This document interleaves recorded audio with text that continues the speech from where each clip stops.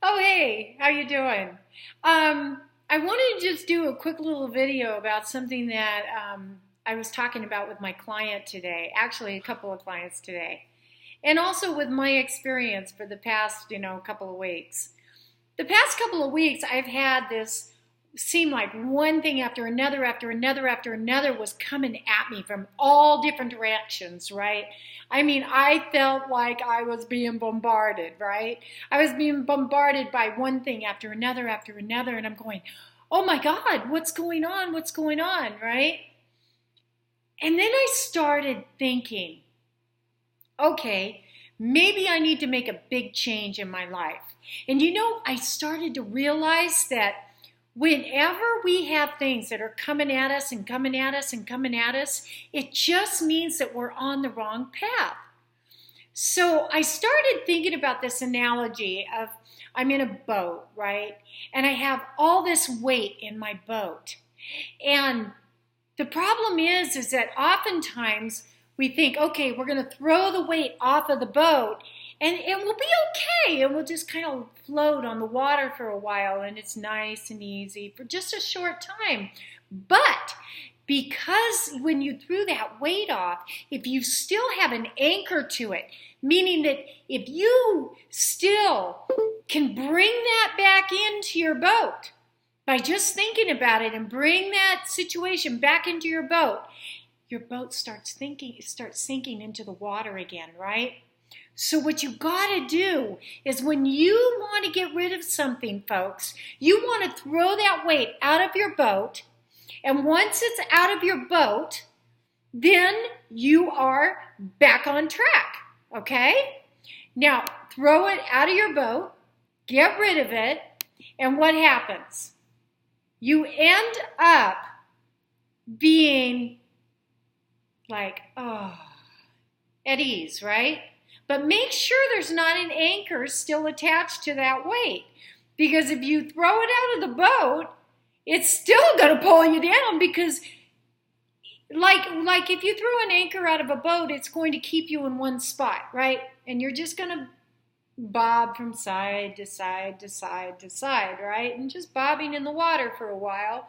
But you still have that situation of that connection, you see. So once you break that connection from that anchor, you break that connection, it's no longer an anchor. You throw it over the boat and your boat sets free, right?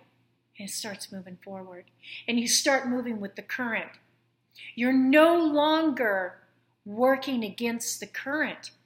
You're no longer stuck in the center and not knowing which way to go. You're no longer sinking down further and further into the water. You see what I'm saying? So with me, what I had to do was I had to release everything that was holding me back from making the right decision. And that big thing for me was to leave this beautiful home I'm in. Now, don't get me wrong. I love this house that I'm in. I love it. And when I first moved into this house, I had no problem paying for it.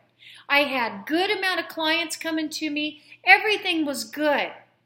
But the problem is when I moved to the area that I'm in, I ended up moving away from so many of my clients. And they were like, Kel, you're so far away, it's too hard for us to get to you.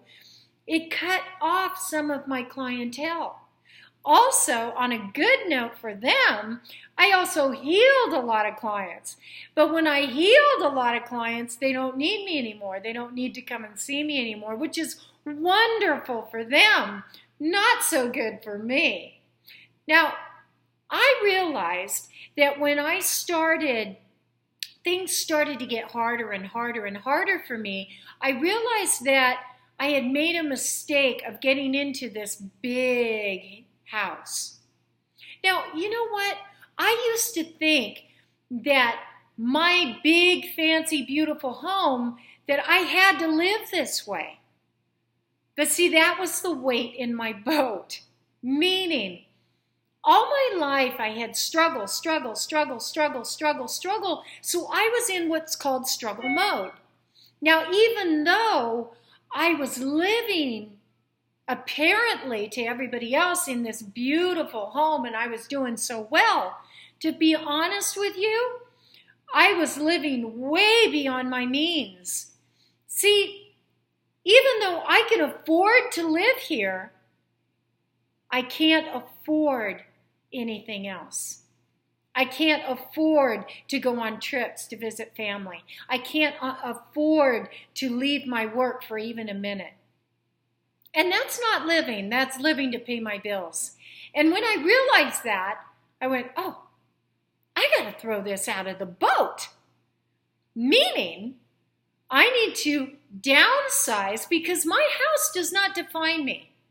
But you know what? For the longest time, I needed to be in struggle mode because that's what I was used to. So that's what I kept bringing into my life over and over and over again was struggle mode. See? So I would put myself in this mode, this struggle mode. I would put myself in that struggle mode on purpose, not knowing it, but subconsciously I would keep attracting to me these struggle situations. So here I go, I get into a home, $2,500 a month. Okay, that's just nuts for one person. And that's when I realized, you know what, Kellyanne? You need to throw this thing out of the boat. No more anchoring yourself to this struggle of your life. You don't need to struggle anymore. So what I'm saying to you is that I have finally, after all the things that have gone wrong, and there's been some major upheavals that have come into my life this past couple of months, I have struggled, and it's gotten harder and harder and harder and harder. Why? Because I wasn't on my path. And I got all the hints to not come to this house in the first place. All the hints came. Did I listen to them? Did I listen to my son when he said, Mom, you don't need a house that big? No. Because my struggle mode was still kicking in. I had to struggle. I had to. Otherwise, my life didn't fit, right? Boy, was I wrong. You see, it's funny how our subconscious can mess with us. I call it the monkey brain, okay? The monkey brain goes, messes with you and goes, neener, neener, neener. He says, oh, go this way. You'll be happy this way, right? But the truth is, don't listen to your brain because your brain is like a cat playing with a mouse, batting you around from side to side, okay? Your brain will mess with you people. It will guide you in the wrong direction. But if you listen to your soul and you go inside and you listen inside, you'll know the truth. You'll know what you're supposed to do. I knew by moving to this house that it was a bad move. You know how I knew? Because on the very first day when I was moving out of my other house and moving here, well, it started off with a broken mirror. A beautiful, gorgeous, old-fashioned, Victorian-style mirror that got busted into a million pieces right out of the beginning from the movers. Okay? The movers broke it. It was the first thing they moved, and they broke it at the beginning. After that, I had one thing after another go wrong with this move. The roommate that I moved in with didn't work out because she was nothing but drama, which drained me. And in turn, I lost clients because I was not on top of my game. And I didn't realize it at the time. I didn't know that I was totally out of it. You see, I was fooling myself thinking, no, this'll pass, right? But it didn't turn out that way, did it? But see, here's the funny part, okay? After I moved in this house and I thought, oh, everything's gonna be great. Then I have issues with my roommate. She drives me up a freaking tree. Her drama drains me. And then one thing after another goes wrong with the house. First, the heat goes out and doesn't get fixed for almost 3 weeks. While I was stuck in the ice cold during the coldest time of the year. Between Christmas and just after New Year's, I had no heat in this house. So what did that mean? I couldn't work, right? I went to visit my mother. I was visiting my mother. I came back. I was sick with the flu for a week and a half. Lost clients again, okay? They finally get my heat back on and get that fixed. Then on down the road comes summertime, right? And it's hot outside. My air conditioning goes out. Can I bring in clients? No, it's miserable hot. So I lose clients during that time. And then my poor dogs and I are panting upstairs because we can't breathe from the heat because heat rises. And so that took 2 weeks to fix, people. 2 weeks. And it was one thing after another after that. And then on top of that, I'm still not getting it, right? I'm still not getting it. So the universe goes, okay, let's try this on for size. I'm getting ready, gearing up for my daughter-in-law to have her baby shower / pool party at my beautiful pool home, right? And what happens? What happens?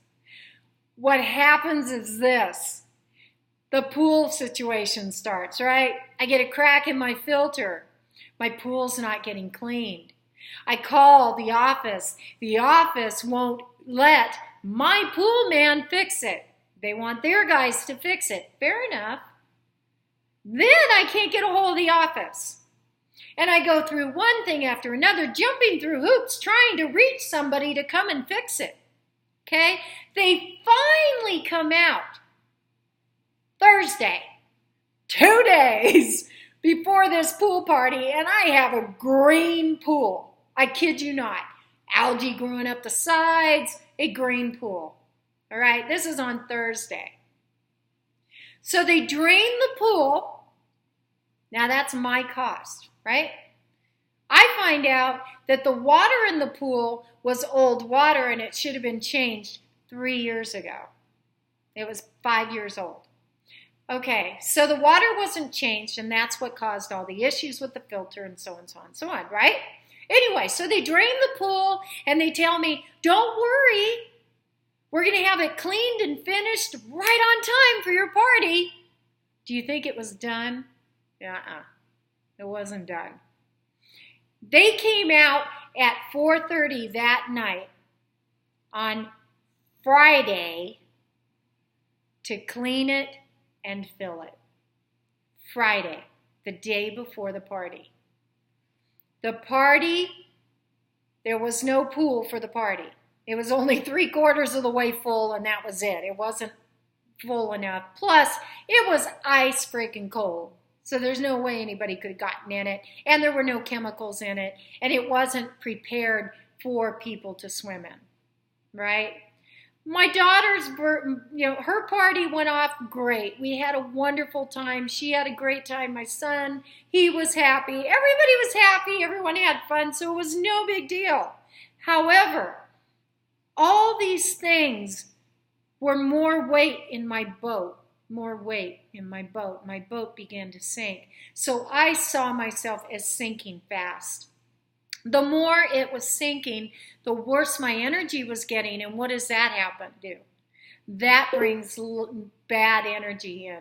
Lots of bad energy in, right? And that's what it did. So the more bad energy that kept coming towards me, what do you think happened?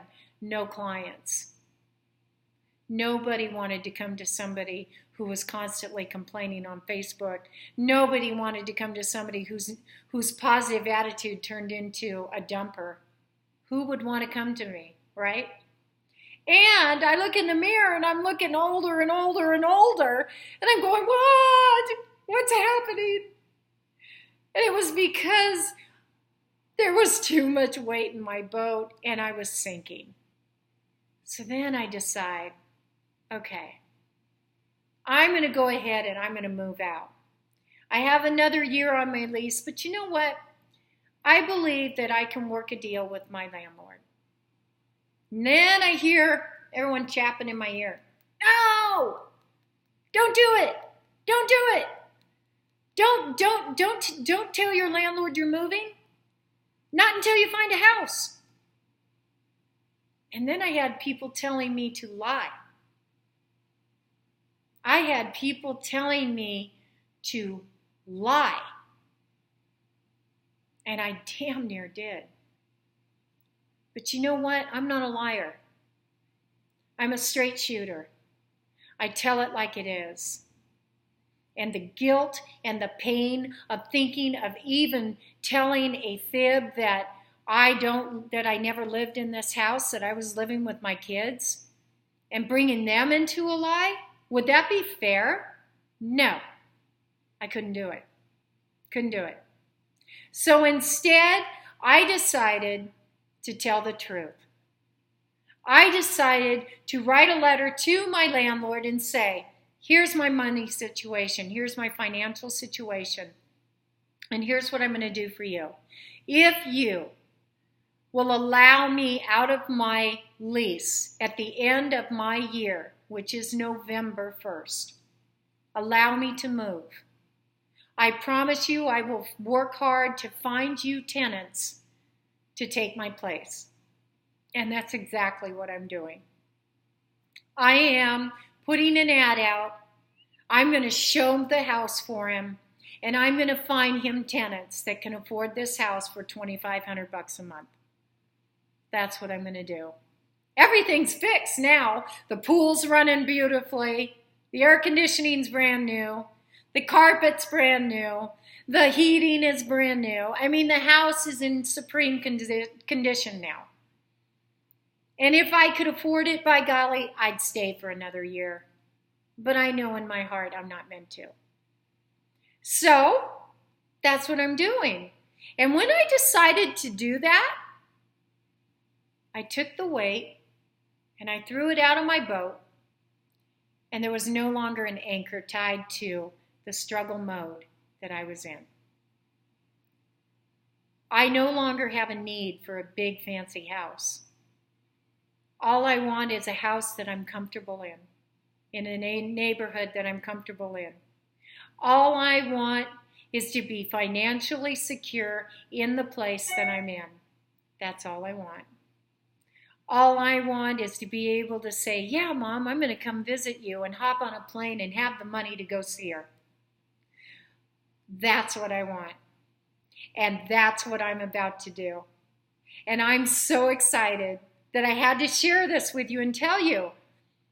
People, when you have an anchor in your boat, you have an anchor to something heavy in your life, cut that tie, man. Chop that chain. Take that bolt cutter and cut that chain off of there and let that thing fall to the bottom of the ocean, and your boat will roll with the ocean. It will roll with the way your life is meant to be. If we keep going against the current, we're going to keep hitting one thing after another, after another, after another. And we'll be a buoy in the water, not going anywhere. But as soon as we cut that tie to that heavy-duty anchor that's sitting in there on that heavy, heavy burden on us, and we cut that bolt cutter, and we cut that tie, and we let it fall to the bottom of the ocean, we're free. We're free to roll right along with life. And that's what I'm doing. Man, that's what I'm doing. And I hope that by sharing this with you, that that's what you're going to be doing too. So remember, while you're in that boat, throw that heavy stuff off, man. Get rid of it. And once you do, you'll be smiling like me, your eyes will be twinkling, and you'll be looking towards the future instead of looking to sink. You will no longer be a buoy in the water. You will finally be free to roll with the flow of life. And you will go forward. You will go with the current, not against it. So, I'm going to let you go now, but I just wanted to share that with you because it popped into my head.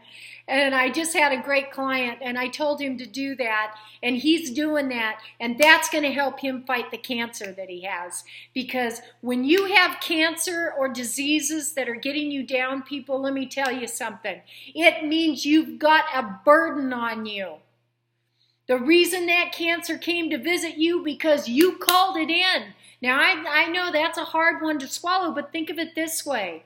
The cancer is not there to hurt you. The cancer is there to wake you up and say, do you want to live or do you want to die? If you want to die, I'll help you out, and the cancer will take you. But if you want to live and you tell your cancer, I want to live, and you say, thank you. Thank you for coming and making me realize how precious life is. Thank you. You can go now. I'm ready to let go of all the burdens in my boat. And I'm ready to flow with life. And I'm ready to take life and love life and enjoy life and look forward to life. Thank you, cancer, for coming and telling me I had to make a change if I wanted to live my life. Cancer is just telling you, do you want to live? Because if you don't want to live, I'll take you. It's okay, I'll help you out. But if you want to live, and you tell your cancer, thank you for coming to tell me how precious life was. Thank you for reminding me how much I want to live. You can go now. Guess what? You let go of that burden in your boat. You cut the chain to the anchor, and your boat will sail forward again. And your cancer will leave. Because it only came because you called it in, because of your sorrow, your despair, and your hatred of self, and your hatred of life. Cancer is just to tell you and tell you firmly, make a choice. Do you want to live? Why do you want to live?